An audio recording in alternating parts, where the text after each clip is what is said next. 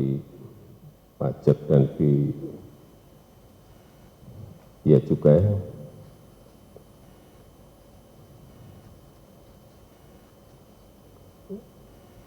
Saya tahu betul mengikuti kekecewaan masyarakat terhadap aparat kita, aparat pemerintah. Dan hati-hati, tidak hanya urusan pajak dan bea cukai, ada kepolisian dan juga aparat hukum lainnya, terhadap birokrasi yang lainnya. Dan kalau seperti itu ya, kalau menurut saya ya, pantas rakyat kecewa.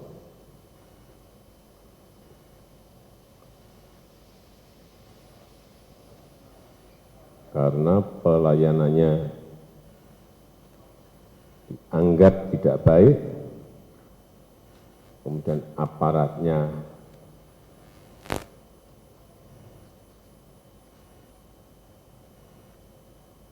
perilakunya jumawa dan pamer kuasa, kemudian pamer kekayaan,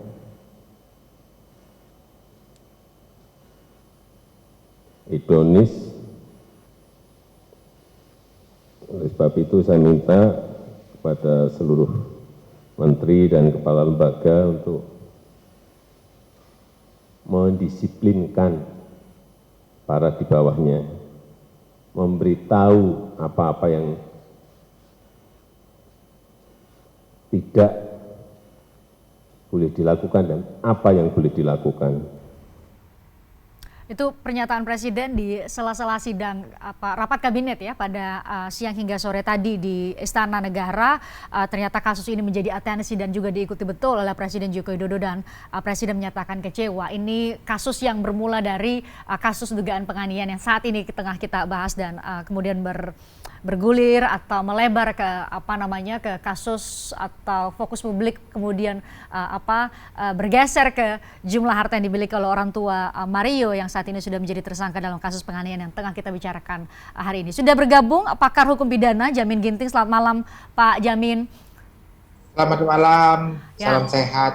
Salam sehat. Pak Jamin, tadi baru saja ya sekitar pukul 5 tadi Polda Metro Jaya di Direktur Reserse Kriminal Umum mengatakan bahwa iya ada perubahan pasal dari hanya 351, bahasa sederhananya adalah penganiayaan yang mengakibatkan luka, kemudian meningkat menjadi 354, 355 KUH pidana. Ini seperti yang dikatakan oleh Pak Menko Polhukam, harusnya ini ada ancaman atau patut diduga bahwa Mario dan Mario CS ini melakukan penganiayaan dengan sengaja dan rencana terlebih dahulu. Ini menurut Anda memang lebih tepat atau seharusnya dari awal diancamkan demikian karena banyak sekali beredar bukti-bukti bahwa memang ada perencanaan terlebih dahulu yang dilakukan oleh mereka, atau bagaimana?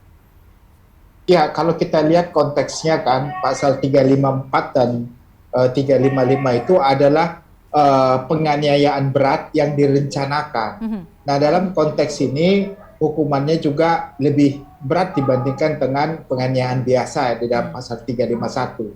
Nah, kenapa hal ini terjadi? Kalau memang faktanya ada rencana mendatangi rumah David begitu ya, korban, lalu ada rencana menarik dia keluar dari rumahnya, lalu memaksa dia untuk melakukan push up, lalu menginginkan dia menjadi celaka, menjadi luka, maka ini merupakan suatu bentuk perencanaan. Apalagi itu dilakukan bukan sendiri, gitu. Mengajak teman dan meminta pacarnya ini untuk mengeluarkan orang tersebut dari rumah, bukan dia langsung yang meminta. Nah, strategi ini apakah ada niat untuk melakukan perbuatan ini dengan suatu pembicaraan di antara mereka begitu. Jadi ada kesepakatan untuk melakukan rencana penganiayaan itu sebelumnya. Nah, inilah yang membuat menjadi pemberatan ya dalam konteks pasal 354 dan 355. Ini menjadi suatu pemberatan karena penganiayaan itu dilakukan dengan suatu perencanaan.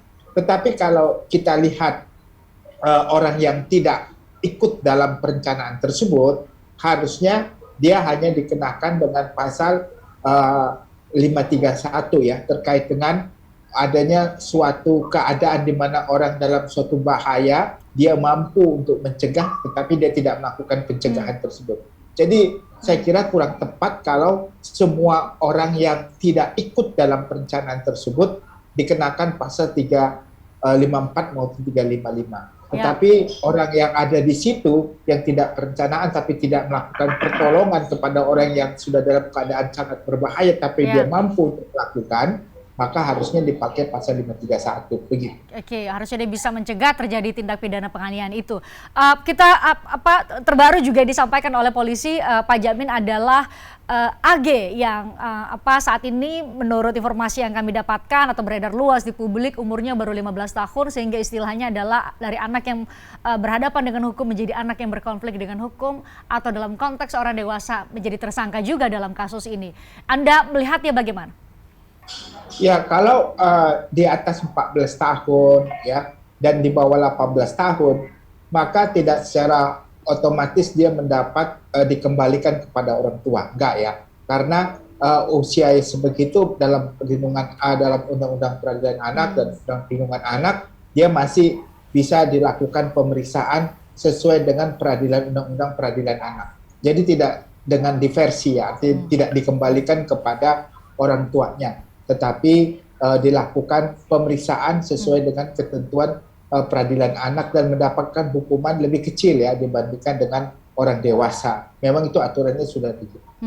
Kita coba urai Pak Jamin, setidaknya yang beredar di publik. Tadi sudah kami sempat tunjukkan bagaimana salah satu peran dari AG ini adalah ia menghubungi David dan meminta untuk bertemu, kami sempat tampilkan tadi. Jadi apakah ini menjadi salah satu bukti bahwa AG sendiri telah ikut atau bisa terpenuhi unsur ikut serta dalam perencanaan yang dilakukan oleh tersangka Mario atau MD? Nah, kalau kita dengar terkait dengan adanya ajakan dari AG kepada Mario untuk datang ke rumah mantan pacarnya yang disebutkan gitu ya, David ya, maka waktu dia ke sana tujuannya apa? Apakah katanya ada meminta sesuatu barang yang ketinggalan yang berada di tangan David?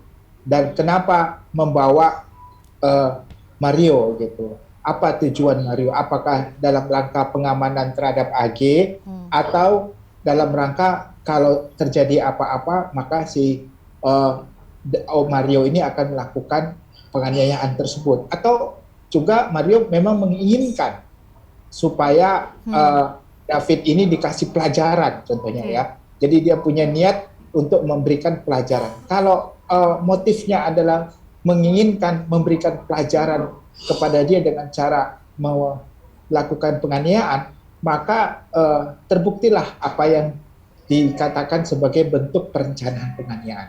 Tetapi kalau hanya dalam rangka untuk mengamankan AG, mengawal dia supaya jangan terjadi apa-apa atas dirinya kalau dilakukan penganiayaan atau pemukulan oleh David, maka itu nggak tepat pasal di 355 gitu, tapi cenderung ke 351 begitu. Nah, tergantung pembuktiannya nanti bisa nggak dibuktikan sebenarnya memang ada niat daripada Mario dan AG untuk memberikan pelajaran karena ada informasi dari AG kepada Mario adanya suatu perbuatan yang tidak menyenangkan dia begitu. Jadi sok pahlawan lah gitu kata ya. Sehingga dia menginginkan itu kalau kita dengarkan tadi memang di Reskrimum ya, Direktur Reserse Kriminal Umum Polda Metro Jaya mengatakan memang mensubsidirkan ya pasal-pasal tadi. Jadi sampai ke penganiayaan yang 351 saja, kemudian juga disubsidirkan dengan pasal-pasal yang tadi penganiayaan berat yang direncanakan terlebih dahulu. Saya ke Pak Hamzah. Pak Hamzah, kalau tadi yang disampaikan oleh Pak Jamin Ginting perlu untuk didalami apakah memang Agnes ini mengajak bertemu hanya untuk keperluan tertentu dan tidak ada perencanaan, dan kehadiran Mario di situ hanya untuk bisa menjaga atau memastikan Agnes tidak diapa-apakan dalam bahasa sederhananya oleh klien Anda. Atau tadi ada juga kemungkinan bahwa memang sedari awal ada perencanaan untuk menganiaya David sedari awal dan itu dilakukan dengan perbuatan pendahuluan. Ini yang mana yang dimiliki? Fakta-fakta atau ada bukti-bukti yang menunjuk ke arah mana yang dimiliki oleh tim kuasa hukum? Baik, Mbak Christian. Yang dijabarkan oleh Pak Dokter Jamin tadi memang benar, tapi kalau dalam konteks kasus ini kita di LBH Ansor sudah mengetahui dan ada beberapa hal yang masih ranahnya penyidik untuk dikembangkan. Jadi kalau menurut kami LBH GP Ansor sudah tepat menjuntuhkan pasal 354, 355 sebagai gambaran yang kita semua tahu. Kalau kita ingat rilis Kapolres Jakarta Selatan di awal bahwa MDS ini beberapa hari sebelum kejadian mencoba menghubungi Ananda David tapi tidak direspon.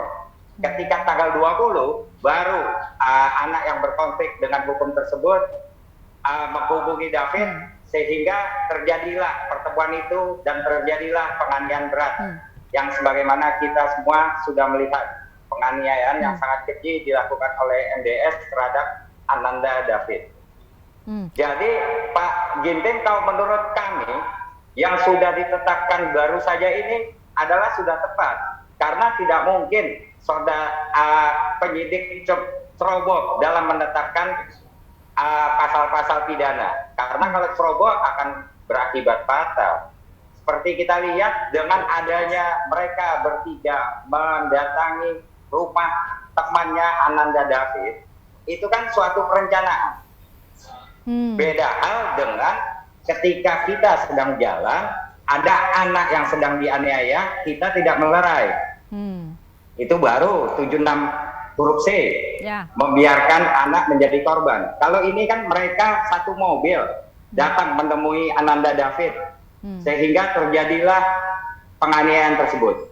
Ya. Seperti itu kalau menurut kami.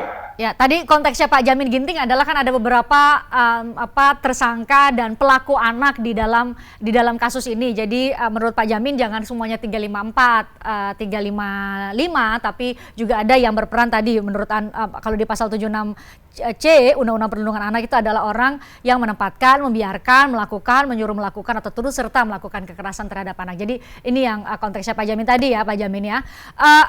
Saya ke Pak Jasra. Pak Jasra, ini kan peran dari AG ya, anak yang berkonflik dengan hukum ini setidaknya dari informasi yang beredar di publik pun itu cukup terang untuk membuat publik punya nalar bahwa AG punya peran yang signifikan dalam kasus ini. Nah, KPAI sendiri akan seperti apa? Akan memberikan perlindungan dalam proses pemeriksaan. Tadi Pak Jamin bilang, oh ini karena di bawah 14 tahun, ya tetap akan ada pemeriksaan, tidak dikembalikan kepada orang tua, tapi dia akan menghadapi penyelidik atau penyidik dalam hal ini, dimintai keterangan, dibawa ke muka sidang dan lain-lain.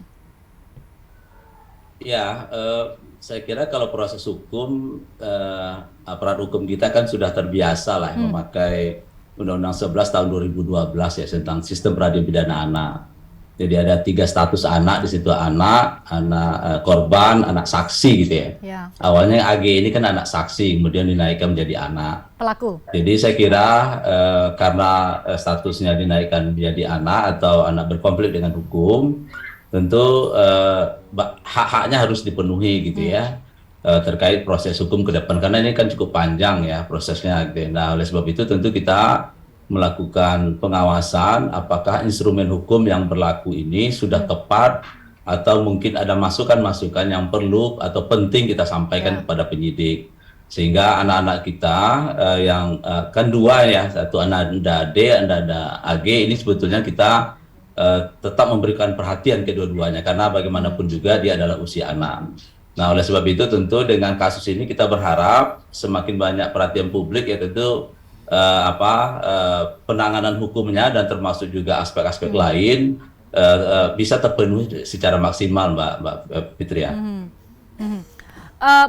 Saya harus jeda, kita usai jeda akan mendalami mengenai ini kan pasal yang diancamkan sekarang adalah penganiayaan yang secara sengaja dan dilakukan dengan rencana terlebih dahulu.